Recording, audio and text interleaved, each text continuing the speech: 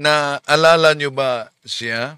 Siya yung na-interview ko na nag-viral sa matapos sinabing dinuraan yung holy water. At ayon sa mga the revealers na makaanib sa Iglesia ni Cristo, Katoliko daw. Ito. Kawawang-kawawa na ngayon si Tayin Medalla, no? Kumakain ng lupa. Pero mas kawawa ito sa INC. Nagkakalat ng chismis. Ito sinagot na di Kaburnok. Meron ngang isang babae nag-vlog Di umano ay dumura sa holy water. Alam nyo ginawa? Nako, kawawa yung babaeng Katoliko. Pinag-aaglahi ng kapwa Katoliko. Sinarado pa yung simbahang Katoliko. Yan ba? Pinagbabantaan pa ang buhay. Nakalimutan siguro nila anong nangyayari kay Angel Manalo. Anong nangyari sa ina ni Eduardo Manalo? Anong nangyari sa ilang mga ministro? Etong mga kaanib sa ANC, mahilig talagang magkakalat ng chismis na Katoliko daw. Kaya sa pagkakataong ito mga kapatid, bago tayo papasok sa punto por punto, pakinggan natin si Kaburnok dahil meron pa sila ikinakalat yung picture na sa kasal yun Bro Dins. Kasama si Bro Jerelo, si Bro Dwayne, ako at yung iba. At isa umano dyan ay si Kaburnok. And then, grupo daw ng mga biki. Talagang apektado na talaga itong mga kampo ni Manalo. Sige, tatalakayin natin ito. Kasi manalingan, pag palaging inulit-ulit ay magmukha talaga ang katotohanan para sa ating mga kapatid na kulang ang kaalaman. Ang pagkadaya ay maranasan sa iba't ibang paraan.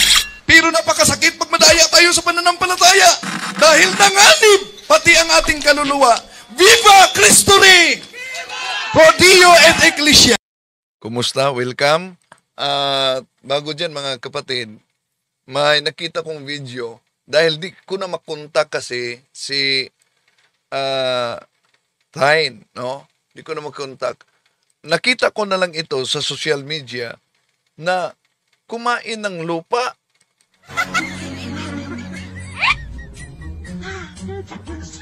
Kung maalala ninyo, nag-viral siya, mas lalong nag-viral siya noong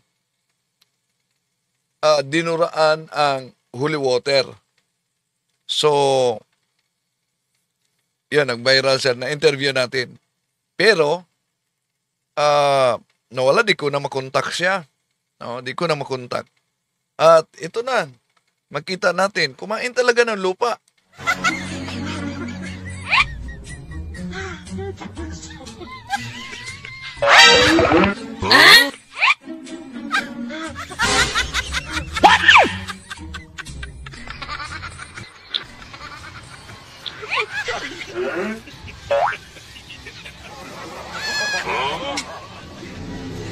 Ang hirap talaga gumawa ng content, pero ginawa siyang content ng taga-iglesia ni Manalo sa The Revealers.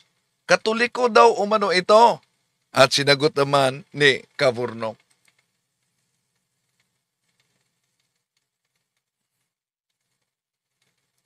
Meron ngang isang babae nag-vlog Di umano ay dumura sa holy water.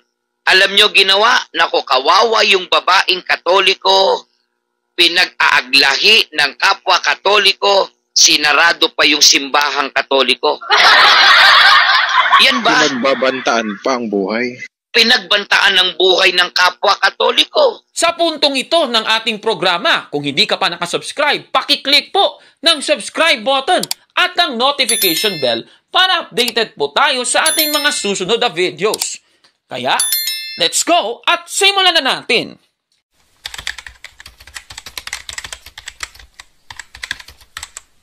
Magandang araw mga kapatid and welcome na naman sa isang bagong episode dito sa Factbusters PH. Babasahin muna natin yung Efeso 5:11. Ganito po ang ating mababasa. Huwag kayong makibahagi sa mga gawain ng kadiliman na walang ibinubungang mabuti. Sa halip ay ibunyag ninyo ang mga iyon. Dito po sa ating nabasa, ito po yung mandate natin sa Factbusters PH. Ibubunyag natin ang mga mali at yung mga gawain ng kadiliman. Hindi na natin sasabihin kung anong ibig sabihin ng general kasi yung statement. Baka ibang kadiliman yung nasa isip ninyo. Ano? Okay. Sa ating episode ngayon, ating tatalakayin ang video sa pahayag ng ilang miyembro ng Iglesia ni Cristo ni Manalo. Itong The Revealers. Ayan na naman sila, no? Sige. At dahil sa kanilang pagkabutata, kaya hinahanting na nila si Kaburnok. Sino na naman ba ang biktima nila na ipapalabas nilang si Kaburnok daw? Eto na naman, ayan, yung mukhang yan yung kanilang ipinapalabas na si Kaburnok daw. Katunayan, yung mukhang yan, yan ang kanilang pinapalabas na si Kaburnok at saka sisiraan nila. Eto, panoorin natin, kasi nakakatawa itong kanilang pahayag. Eto, panoorin natin. Mukha po ni Factbuster po ata yan. Yan si Factbuster. Tingnan natin. Para talagang duda ako Pag pinalakihan mo, parang kalalabas lang ng kulungan.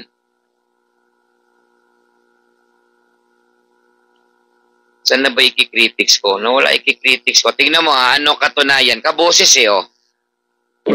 yan so maganda yung Chocolate Hills. Chocolate Hills ay hindi bundok.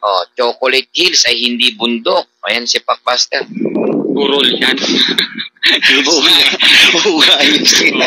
Yung hills sa Tagalog. May pagka-beki din samahan din ng mga beki Samahan din ng mga tabingi Ako naniniwala ako sa mga nagpa-picture nito, puro beki yan. Tingnan mo yung nakaputi. Tingnan mo yung ngitian Tingnan mo yung pangalawa. May bulaklak pa. Tingnan mo yung nasa gitna. Tingnan mo yung pang-apat. Tingnan mo. Samahan to ng Mula po sa ating napanood, mga kapatid, ayon po sa kanila, siya daw si Kaburnok dahil kaboses niya ang nasa video na kanilang ipinakita. Ang masasabi ko lang, ang pogi naman talaga ni Kaburnok kung totoo man siya si Kaburnok. Ngunit kung siya man si Kaburnok dahil kaboses niya si Kaburnok base sa video na kanilang ipinakita, naku, ang tindi namang sweeping conclusion yan, tanong, totoo ba ito, mga kababayan? Naalala ko tuloy yung Pinoy Big Brother, mga kapatid. Na nung nakaraan, napanood natin yung Pinoy Big Brother Collab Edition. At isa nga sa mga maiinit na topiko tungkol sa Pinoy Big Brother ay kung sino si Kuya. At ayon nga sa iba, si Kuya daw ay si Laurenti Jogi. At napakarami tayong nakikitang post na ganyan sa internet. Ayan, nakikita nyo sa screen, mga kababayan. Ayan, talagang si Laurenti Jogi, yung sinasabing siya daw si Kuya ng Pinoy Big Brother, At ayan, kahit nga sa Google, pinapalabas talaga na si Laurenti Jogi daw itong si Kuya. Alam naman po natin, si Laurenti Jogi ay hindi po si Kuya. Kung may kahawig na boses, ibig bang sabihin, siya na kaagad ito? Ako naman, grabe naman yan. Katunayan, sabi nga ni Laurenti Jogi, hindi nga siya si Kuya ng Pinoy Big Brother. Ito, panoorin natin. So many questions from the outside world. Is Direct Lauren Jogi Big Brother? Is he Kuya? Everybody wants to find out.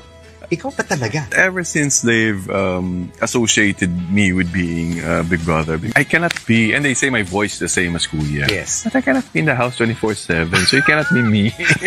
It cannot be me, Rico. Okay, so it came straight from Direk Loren. He is not Big Brother.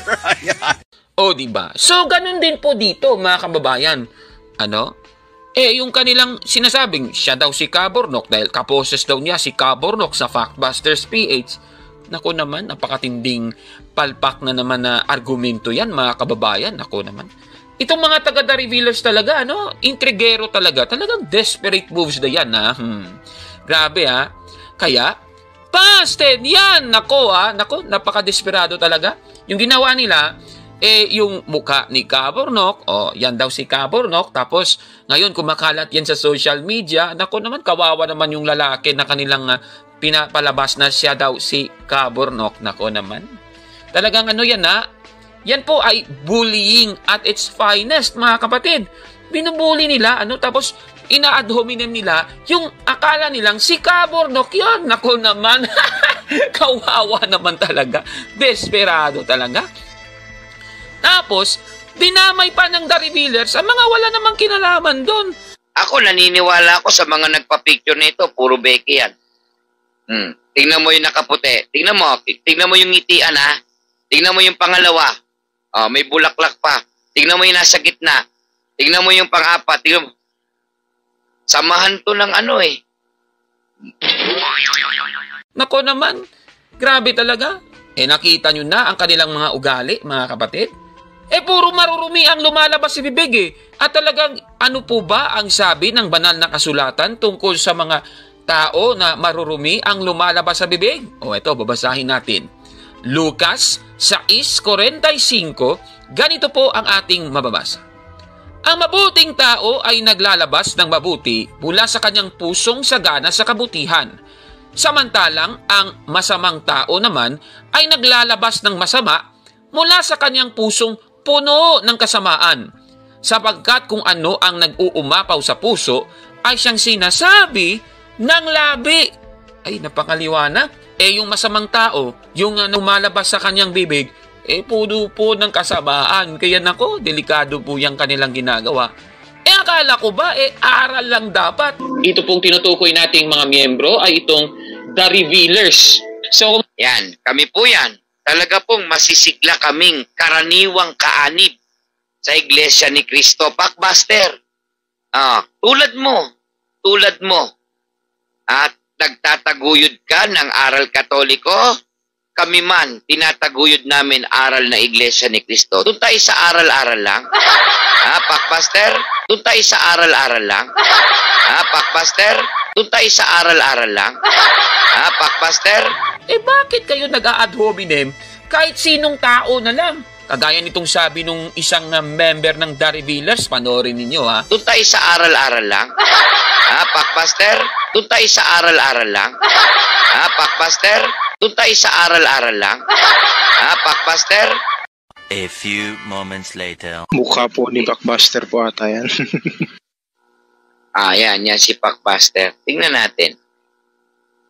Para talagang duda ako Pag pinalakihan mo, parang kalalabas lang ng kulungan. 2,000 years later. Tingnan mo yung nakaputi. Tingnan mo yung ngitian, ha? Tingnan mo yung pangalawa. May bulaklak pa. Tingnan mo yung nasa gitna. Tingnan mo yung pang-apat. Tingnan mo. Samahan to ng Doon tayo sa aral-aral lang. Factbuster? Bakit naninira kayo ng iba kung aral lang dapat? Aral? Naku naman, parang INC na naman yan. Nire-reveal naman nila yung kanilang pagiging inconsistent, mga kapatid. Double standard po yan. At nasa Biblia po, galit ang Diyos dyan, mga kababayan. Talagang impokrito ang gawaing yan. Naku naman. Bakit ganito na ang ginagawa nila, mga kapatid? Alam naman po natin, sa Roma 1:25, sinasamba nila yung sinasabi nilang nilikha. Kasi si Kristo tao para sa kanila, di nilikha siya ng Diyos, yan ang kanilang pinapalabas, sinasamba nila yon. Yung mga taong ganun, tumatalikod pala sa katotohanan at pinalitan nila ang katotohanan ng kasinungalingan. At sabi po ng banal na kasulatan, ang mga taong ito, mahilig po sa chismis yan. Mapanirang puri. Tapos, wala silang pakundangan kung sino nalang ituturo nilang siya si Kaburnok. Mapagpataas pa. Akala mo naman, magagaling. Hindi naman totoo yun. Tapos, mayayabang pa. Tapos, mapagkathapa ng kasamaan. Ako naman, kawawa naman ito. Nasa Biblia, suwak na suwak sa kanila talaga. Pagkatapos, sila, talagang mapapahamak sa huling mga araw. Talagang yung kanilang ginagawa, sabi ng banal na kasulatan, yung karapat-dapat sa mga ito, paparusahan ng ikalawang kamatayan. Hindi daw maliligtas. Ayan, napakaliwanag ng nakasulat na yan. Ako naman. Ang ugali ba nila ay siyang ugali ng tunay na nagtatanggol sa pananampalataya? Hindi naman po. Ayon sa unang Pedro 3:15 hanggang 16, ang sabi dito, lagi kayong maging handang sumagot sa sino mang humihingi ng paliwanag sa inyo. Pero ano daw, dapat gawin ito ng mahinahon at may paggalang. Wala naman silang paggalang dyan, kahit sino na lang, kanilang sinisiraan, nag-ad hominem na lang sila, Talagang mga palpak, kawawa naman. Mga kababayan. Ganito talaga, basta mga desperado na, yan ang ating masasabi. Ayon, pagkatapos, naalala nyo ba yung tinalakay natin noon na ginawa nila sa anak ni Candy Pangilinan? Actually, yan po, tinalakay natin noon yan, Nakikita nyo sa screen, yung ginawa nila sa anak ni Candy Pangilinan. Tignan nyo, ang todo deny na pahayag ng mga manalistang ito. Panoorin ninyo mga kapatid. Kung naalala ninyo mga kapatid, sila po ang may pakana sa pagkutya sa anak ni Candy Pangilinan, mga kababayan. Sagutin po natin, hindi po kami ang may gawa niyan. Kapwa Katoliko po ang gumawa niyan. Ibinibintang po sa TR yung ginawa ng nag-post na yan, di po kami. Pakbaster, inahamon kita. Okay? Yan bang issue na yan na hiningi na ng tawad kung sino man ang nasaktan dahil hindi gagawin niya ng mga kapatid namin sa INC? Ha? Alamin natin, Pakbaster, kung sino may gawa. Papayag ka ba? Kaya mo bang manindigan? Hinahamon kita, Pakbaster. Ano sabi ni Candy Pangilinan dyan? Huwag na nating pansinin. Hindi makatutulong yan sa anak ko. Pagkatapos ikaw na Katoliko, na dapat tulungan mo at respetuhin si Sister Candy Pangilinan, ganyan ba ang kinontent mo? Bagay, hindi tayo magtataka. Meron ngang isang babae nag-vlog di umano ay dumura sa holy water. Alam nyo ginawa? Nako, kawawa yung babaeng Katoliko. Pinag-aaglahi ng kapwa Katoliko. Sinarado pa yung simbahang Katoliko. Yan ba? Pinagbabantaan pa ang buhay. Pinagbantaan ng buhay ng kapwa Katoliko. Kaya itong ginawa po ng Bornok ni Pakbaster na pamamaratang at pagbibintang para ang issue ay muling mabuksan, hindi nakatutulong yan kay Sister Candy Pangilinan. Kung ako sa'yo, Pakbaster, humingi ka ng tawad kay Sister Candy Pangilinan na kapwa Katoliko mo. Patay na yung issue Bornok, patay na. Ano ba layunin mo? Gusto mong manakit? Pero ano ang naging epekto ng ginawa mo? Hindi kami ang nasaktan. Sorry to say, naaawa ako sa iyo kung saan ka pupulutin, Bornok. At syempre, Ate Candy Pangilinan, kami po ay walang layuning ganyan. Pagsabihan mo rin po yung mga kapwa nyo Katoliko na binubuhay ang isyu na wala silang matibay na batayan.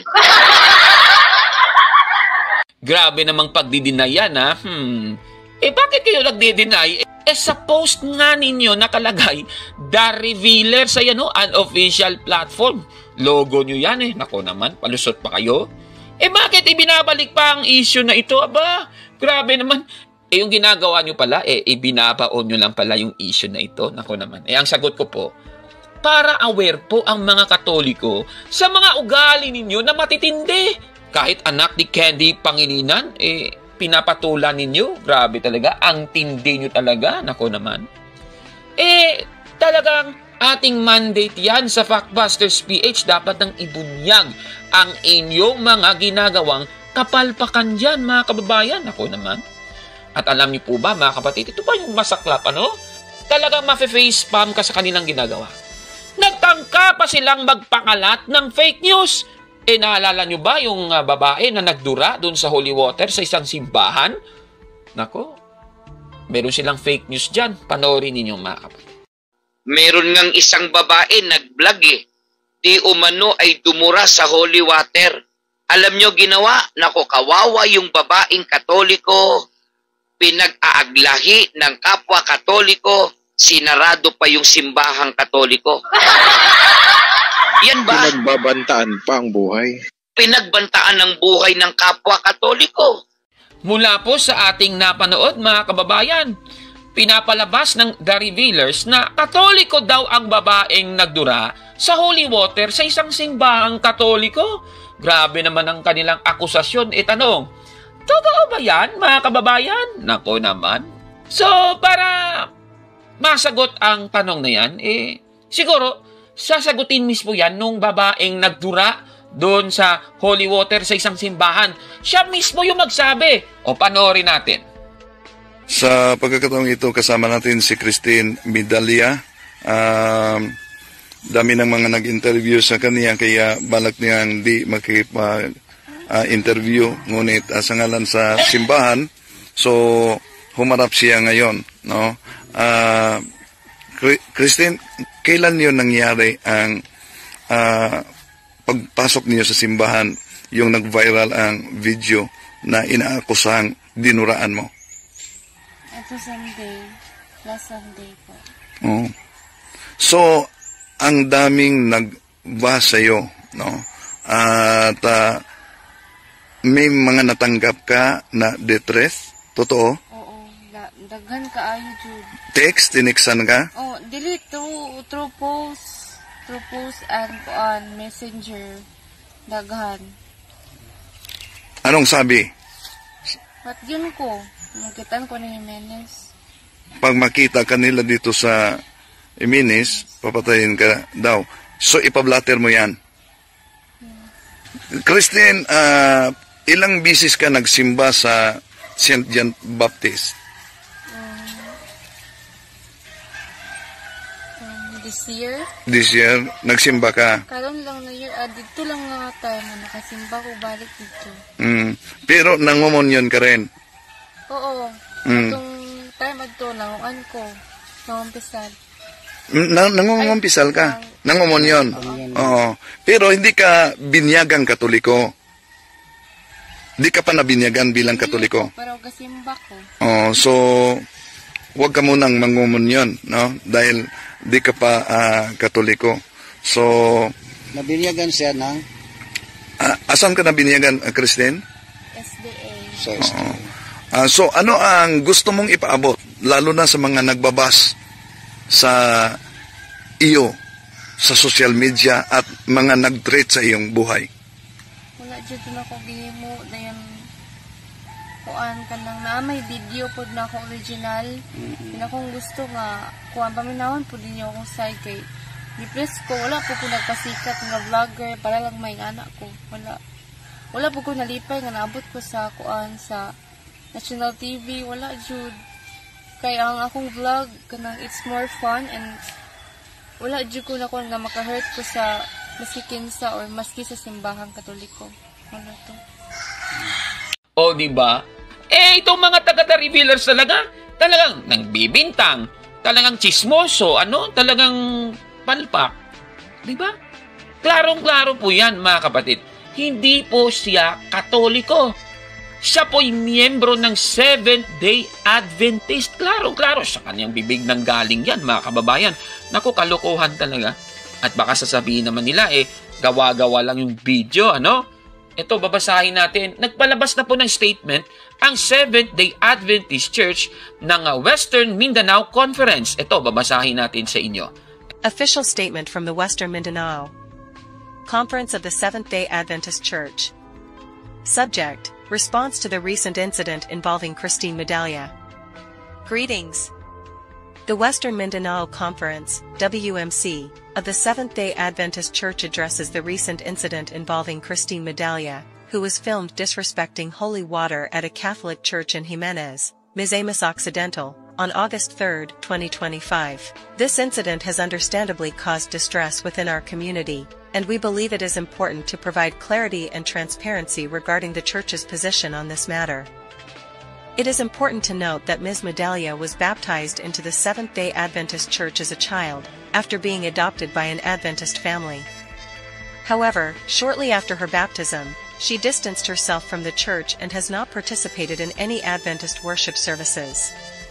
The Adventist Church Management System, ACMS, records indicate that her whereabouts have been unknown for a significant period of time. Upon learning of the incident, the Public Affairs Department of the Western Mindanao Conference conducted a thorough investigation and confirmed that Ms. Medalla's name was indeed listed in the church membership records. After engaging in direct communication with her, it became clear that she no longer identifies with the Seventh-day Adventist faith. As a result, the church has made the decision to take the strongest form of discipline available, the formal removal of her name from our membership records. This action represents the most serious form of discipline or disfellowship in the Adventist Church, and it is not taken lightly. Disfellowshipping is a biblical process meant to encourage reflection and reconciliation, with the hope that the individual may return to faith. We want to make it clear that the Seventh-day Adventist Church does not condone actions that are disrespectful or disorderly, but we continue to extend our love to all sinners, including Ms. Medalla. Our goal is not punishment but to encourage reflection and, ultimately, restoration. We pray for her and all those who are on their own faith journeys, trusting that God's grace and love are always available. The Western Mindanao Conference remains committed to promoting peace, reconciliation, and Christian love within our community. We encourage everyone to engage in respectful dialogue and to embody the values of kindness, understanding, and mutual respect, even in challenging situations. In Christ, Pastor Abel B. Vergara, Public Affairs and Religious Liberty Director, Western Mindanao Conference, Seventh-day Adventist Church.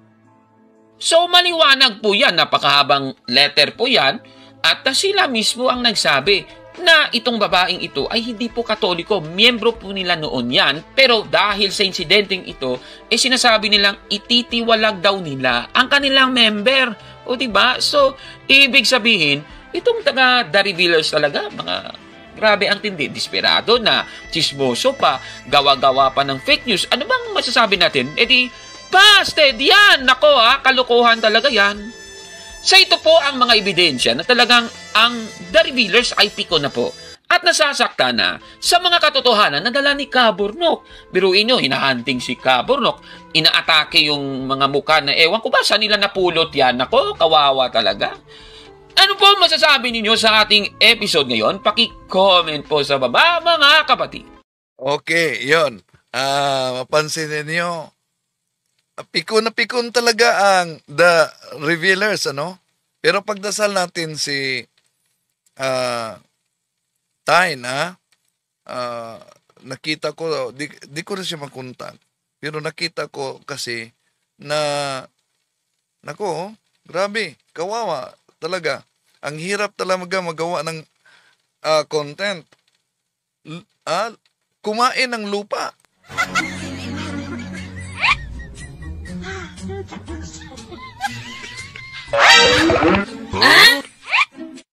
So? Ang sandali. Ito ang... meron ngang isang babae nag-vlog palpak sila. Katoliko daw yan. Kaya di na tayo magtaka, mga kapatid, kung bakit pikon na pikon yung The Deceiver, The Revealers daw sila. No? Una, kung maalala ninyo, nung ginamit ko ang kanilang pasugo na may quotation sa aklat ni Robert na isang, natataranta ang grupo ng The Deceiver.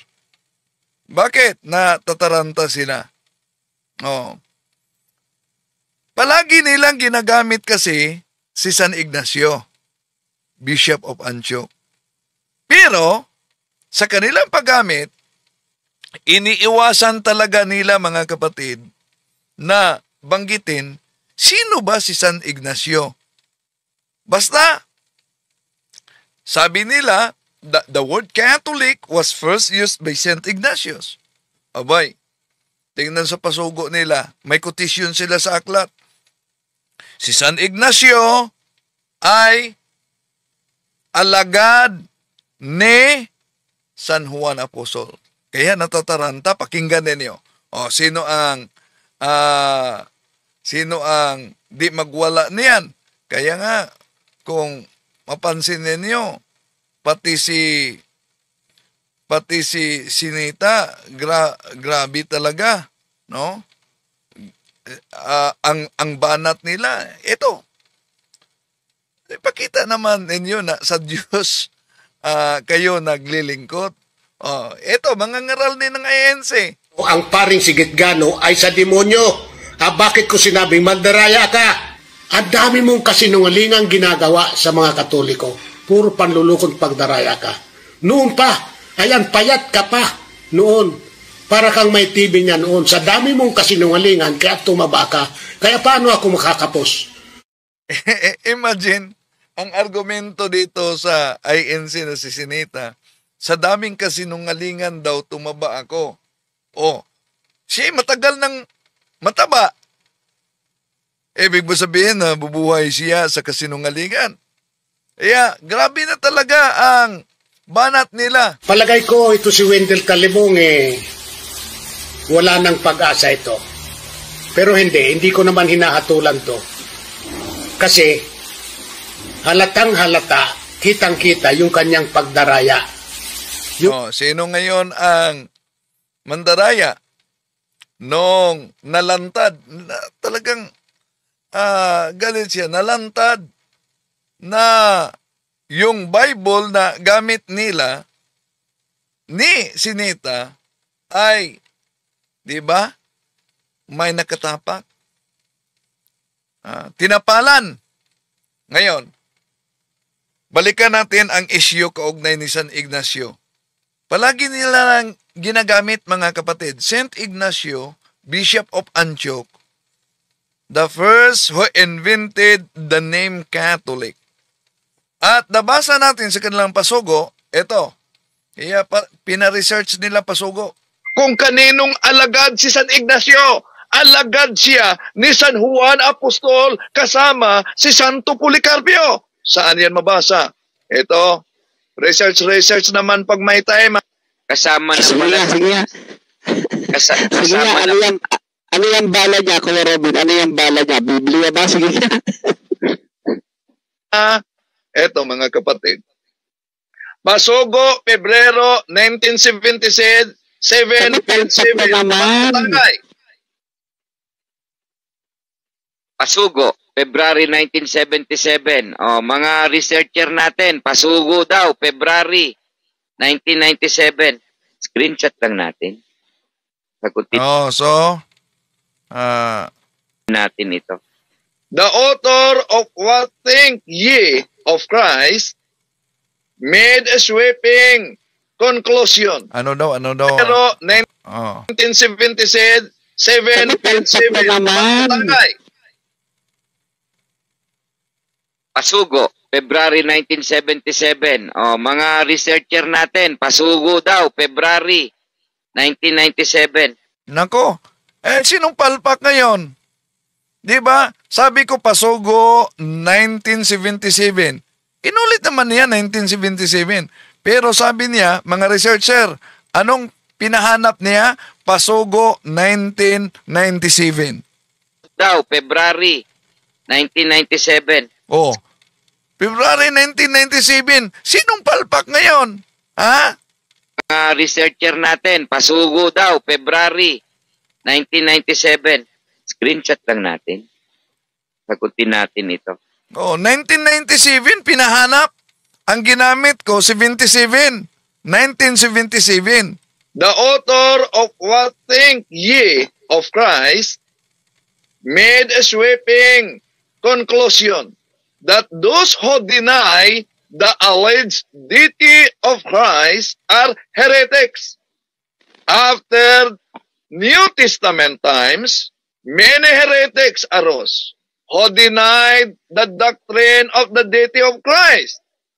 These false teachers were denounced by believers like Ignatius, 110, Anno Domini, and Polycarp, who were followers of the Apostle John. Yon. Yan, napansin po ninyo kung ano yung Balik mo doon, kuya. So, napansin ba ninyo ano yung pasugo? Paano nila tinututulan ito? Ang pasugo na ito. Tinututulan nila, paano? Gumamit sila ng ChatGPT. Ito, para tutulan. Doon sa ChatGPT sila nagpatulong. Di po ba sabi ni Wendell Talibong, may karapatan daw na magbago ng pangalan? Sinabi daw. May sinabi ba ako na may karapatang magbago ng pangalan? Sa kanila yan, doktrina. Gumawa ng pangalan na pantukoy sa iglesia, itong si Ignatius. Sabi po ni ChatGPT, ito pong tanong ko. Ito, si ChatGPT. Dahil para sa kanila, ChatGPT, credible umano. Galing talaga ni ChatGPT. Galing ni ChatGPT. Tingnan natin ang galing ni ChatGPT, ha? Iglesia ata ito. Iglesia ata ito ni Manalo si ChatGPT. Bakit? Do Ignatius have the right to change the name of the church? Yan ang tanong niya ni ChatGPT. Meron ba umanong karapatan si San Ignacio na baguhin ang pangalan ng simbahan? Of course, wala siyang karapatan. Ang ginawa ni San Ignacio, ang Iglesia ni Cristo na tunay ay tinatawag sa una-unahang pagkakataon na Iglesia Katolika. Hindi sinabing pinalitan ng pangalan. Mali! Pati pa si ChatGPT pinapilipit. Yes or no? Sagot ni ChatGPT, no. Ignatius does not have the right to change the name of the church. Walang karapatan dati kay ChatGPT. Yun, nagpatulong sila gamit ang quotation sa kanila pasugo doon kay ChatGPT. Bakit? Dahil credible umano. Ito. May sagot ulit si ChatGPT na credible source ng pagsagot nila dyan sa punto por punto eh. Teka muna, ano yun? So credible si ChatGPT. Dahil credible si ChatGPT, ibalik natin ang kredibilidad ni na pinandidigan nila, kredibilidad ni ChatGPT.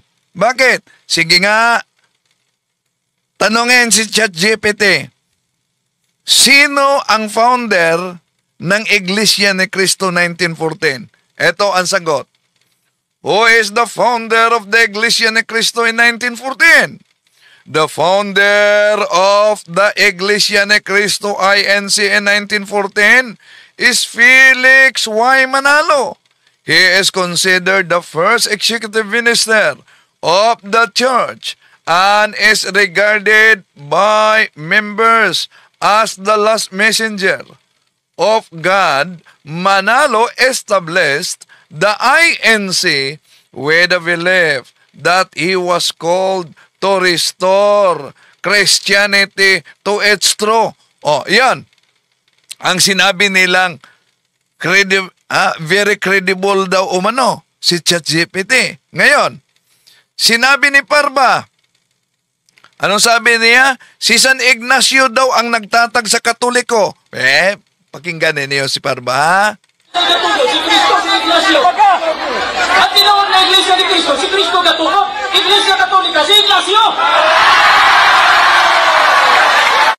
Imagine, ministro ito ni Manalo. Pagkatapos, anong turo niya? Si Ignacio daw ang nagtatag Yun kaya ang aral talaga ng mga ministro batay sa nakasulat sa kanilang Pasugo magazine pala. Okay. Tingnan natin kung ang simbahang Katoliko ba, dahil sabi ni Parba, tatag ni San Ignacio, itinatag ba ang simbahang Katoliko? Doon tayo sa kanilang Pasugo magazine. Ito, Pasugo, Marso, Abril 1987, sa pahina 4 ni Philjon Fuentes. The Catholic Church, therefore, I strongly assert this, exists not because it was founded. So malinaw mga kapatid, na ayon sa Pasugo magazine, napasubo sila dito. Ayon sa Pasugo magazine, ang simbahang Katoliko ay umiiral, hindi dahil ito ay itinatag. Ngayon, dahil anong sabi nila kaugnay sa ChatGPT? Credible daw. Credible. Oh.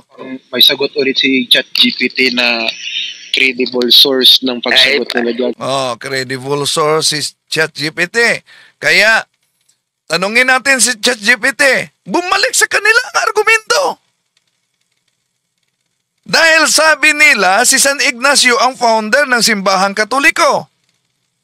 At nakasulat sa kanilang Pasugo, may kotisyon na si San Ignacio ay alagad ni San Juan Apostol.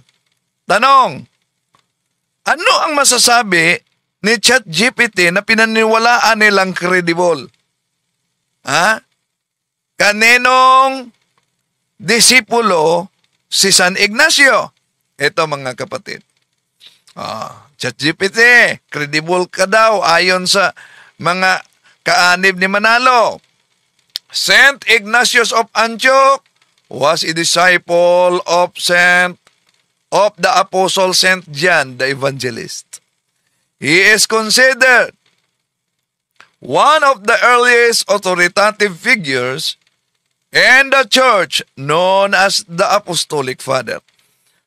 Ayon sa kanila at sa mga ministro, si San Ignacio daw, founder ng simbahang Katoliko. Di po ba sabi nila, si ChatGPT, credible yan. Sige, si ChatGPT tanungin natin. ChatGPT, credible ka daw. Sabi ng mga manalista.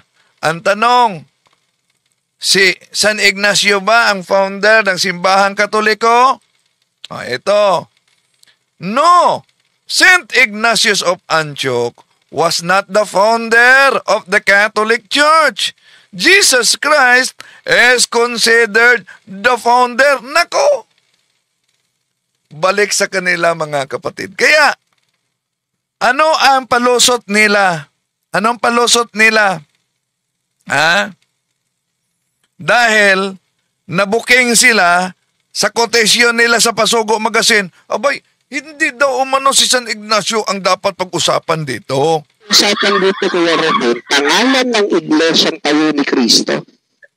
Hindi ang ipinag-uusapan dito si Ignacio o si Polycarp. Hindi yun ang pinag-uusapan. Biglang kumambyo. Di pwedeng pag-usapan na si San Ignacio. Pangalan lang. Di po ba sila mismo, galing sa kanila mismo? Ano ang sabi nila? Eto, pakinggan ninyo. Kaya Talibong, huwag mo kaming dayain. Mag-upload ka ng isang consistent na mga pagpapahayag para depensahan ang inventong ginawa ni Ignacio sa iglesia ninyo. Di ba? Sila mismo ang nagsabi, dapat umano, tatalakayin ko, yung si San Ignacio nag-imbento ng pangalan. Kaya tinalakay natin, ikumpara ni Felix Manalo. Si Felix Manalo, pumasok lang sa loob ng kanyang silid, 3 araw araw, 3 gabi, hindi kumain, hindi natulog, pagkatapos, naging anghel na at nagtatag. Kumpara kay San Ignacio na nabasa natin sa kanilang Pasugo Magazine kung sino si San Ignacio. Kaya natataranta na talaga. Kung kaninong alagad si San Ignacio, alagad siya ni San Juan Apostol kasama si Santo Policarpio. Saan yan mabasa? Ito, research naman pag may time. Kasama na Sige nga, sige nga. Sige nga, ano yung bala niya, Kuya Robin? Ano yung bala niya? Biblia ba? Sige nga. Eto mga kapatid.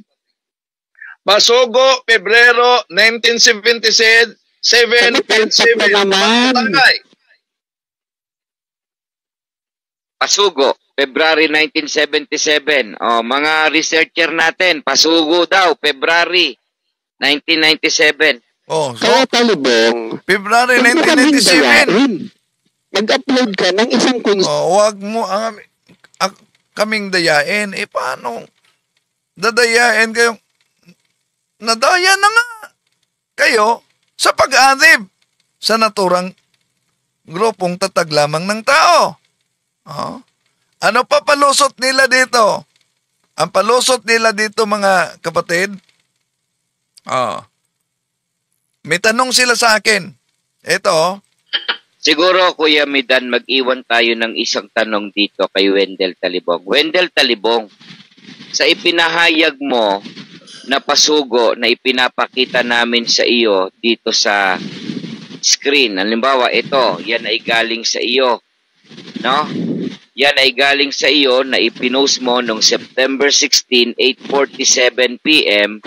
Ang itatanong namin sa iyo, ito bang si Robert J.W. Robert ay isang miyembro sa Iglesia ni Cristo noong July 27, 1914 na may kinikilalang sugong kapatid na Felix Manalo? Pakisagot lang po. Dapat kasi masagot niya yan, Kuya Midan, kasi ang kanyang pagpaparatang inaamin daw sa pasugo natin na tila baga yan po ay... Okay. Yun ang tanong. Mas mabuti na sila na lang ang magsagot. Sino ba si Robert na may akda sa aklat na sinepi nila? Si Robert, si J.W. Robert ay gumawa ng isang aklat na Commentary of General Epistles of James. Inilathala noong 1963. Ang mga booklet niya ay commentary, book of treatment ng Bagong Tipan. Maaari itong sermon, maaari itong teaching. Yan. Si J.W. Robert ay isang Church of Christ, Iglesia ni Cristo Restoration Movement sa Texas, USA. So, kapangalan nila, English version lang. Kapangalan nila, English version. Sila mismo ang nagsagot. Pero, napakahina kasi ng argumento. Walang kalitoy-litoy. Bakit? Dahil sinipik ko yung kotisyon din sa Pasugo. Ang konklusyon nila, dapat ang lahat na nakasulat sa Pasugo ay paniniwalaan ko. Sabi nila. Yun ang kanilang konklusyon. Ito. Ayan Kasi tinanggap niya yung bahagi sa umpisa tungkol doon sa si Ignacio at Polycarp ay mga followers ni Apostol Juan. Sa makatwid, kung itong bahagi na ito na ipinapakita natin ay tinanggap niya, malamang dapat niyang tanggapin ang lahat ng nakasulat dito, Kuya Midan. So, ang lalim, dahil sinipi ko yung bahagi sa Pasugo, dapat lahat na nakasulat sa Pasugo ay tinanggap ko. Balik natin sa kanila. Di po ba kayo mismo ang palaging gumamit ng aklat Katoliko? Di ba? palagi kayong gumagamit ng aklat Katoliko. Ito, pakinggan natin mga kapatid, yung paggamit nila sa aklat Katoliko. Ang aklat po ng Father Smith Instruct Jackson ni Reverend John Francis Knoll at pinagtulungan ni Reverend Lester Pallion sa 1953, page 35 to 36. Ang Iglesia ni Kristo ngayon sa kalagayan, sa kapangyarihan, sa aral, ay dapat maging katulad ng kanyang dating kalagayan. Nang ito ay maglingkod sa mga tao sa pamamagitan ng 12 apostol. Sa iglesyang ito, ang lahat ay nananagot na umanib upang maligtas. Yaong mga taong sa kapabayaan ay hindi nakilala ang iglesia o nakilala man ito ay tumangging umanib dito ay hindi maliligtas. Napapansin po natin, Kuya Robin, na yung aklat na yan ay sinulat ng 2 reberendong pare. Mukhang aminado yung pare, na yung kanilang... Aminado? Kanilang mukhang aminado daw ang pare. O na mga kapatid, etong argumentong walang kalitoy-litoy, kaya galit na galit talaga sila. Maramdaman ninyo, no? Dahil palagi lang butata. Ibalik natin sa kanila. Kung ang argumento nila dahil kinukot ko yung si San Ignacio ay alagad ni San Juan Apostol, dapat ang kabuuan umano na pasugo, tanggapin ko. Di ba? Ginamit ninyo itong Father Smith Instructs Jackson na the Church of Christ must be in nature and service its servant through the 12 apostles.